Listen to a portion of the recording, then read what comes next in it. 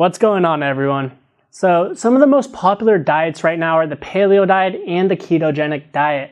And they do have a lot of similarities, but they also have a lot of differences that most people don't know about. So in this video, we're going to go over both of those diets, the similarities and the differences, and which one's a right fit for you. Let's do this.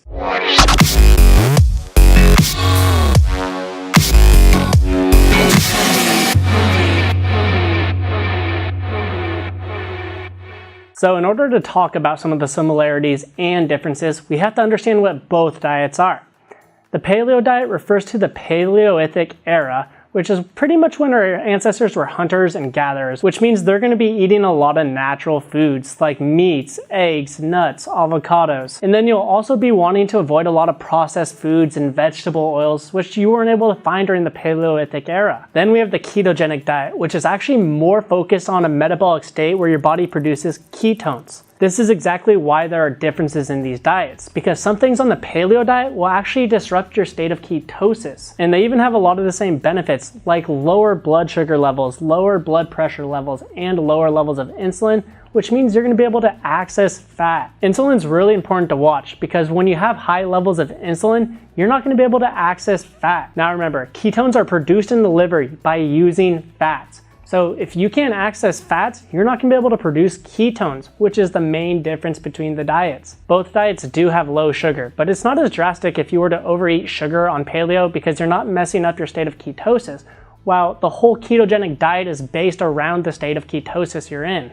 The next thing that you have to look for on the ketogenic diet is really keeping your carb intake low. You want to keep it below 50 if you're extremely active, or even 20 if you're not active. This means you're going to have to limit your nuts, fruits, and vegetables on the ketogenic diet. And some people argue that you can't even have any fruit on the ketogenic diet. My personal opinion on it is that you can have some fruits, but you really have to watch out because a lot of fruits have a ton of sugar, some more than others. And again, the reason why you have to limit your carbs and fruit intake on the ketogenic diet is because it's going to raise your blood sugar levels, which is going to raise insulin just to get those blood sugar levels back down to normal. So right now, you're probably thinking the ketogenic is really restrictive. And it is, but there is one thing that you can have on it that the Paleo Diet won't allow, which is processed and artificial foods. You just have to make sure those processed and artificial foods don't mess with your state of ketosis. And the last major difference between the two diets is dairy. The Paleo Diet doesn't really allow for dairy, while the ketogenic diet does. I don't like dairy because most of it's processed and it really messes with your gut health.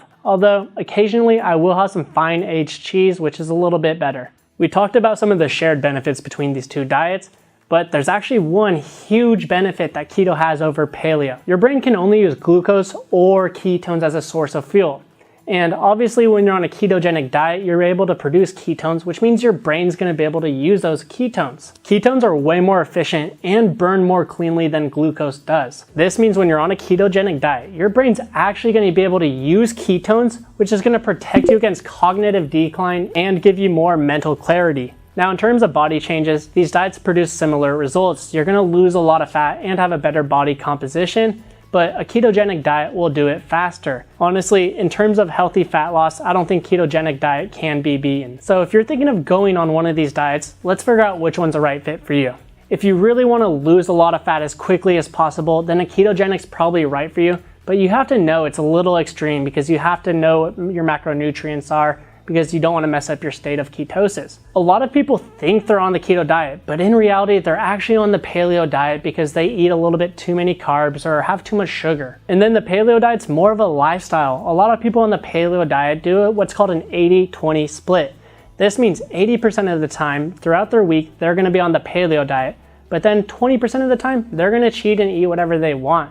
Now, you can't do that when you're doing a ketogenic diet. So one thing you should think about if you want to go on a ketogenic diet is just imagine going out with friends. Are you really going to get a salad rather than a hamburger and fries at one time? Personally, I enjoy the paleo diet because I love fruit. Honestly, I'm obsessed with apples and I can't go a day or two without eating them, and you can't really have apples on the ketogenic diet. And another thing that I notice is that when I'm on paleo, I feel absolutely amazing. And when I go on a ketogenic diet, I only feel a little bit better, but it's just not worth the limitations. So figure out what your goals are and then just align your goals with which diet's better for that.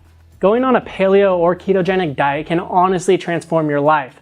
But the problem is a lot of people during their transition get what's called the low carb flu, and you're gonna feel a little bad for 3 or 4 days, and then they quit because they can't handle the pain, or they think that this pain's gonna go on forever and that they should be on a different diet. So what I've done is I've created a list that will give you tips that will help combat the low carb flu so that you don't have to suffer through it. You can download that list by clicking the link in the description and entering your email, then I'll email you the tips. If you enjoyed this video, please hit that subscribe button and also hit that like button.